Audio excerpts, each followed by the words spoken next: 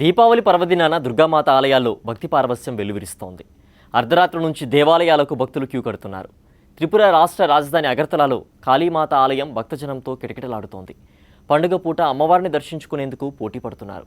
మంచుని కాంక్షిస్తూ ప్రత్యేక పూజలు నిర్వహిస్తున్నారు.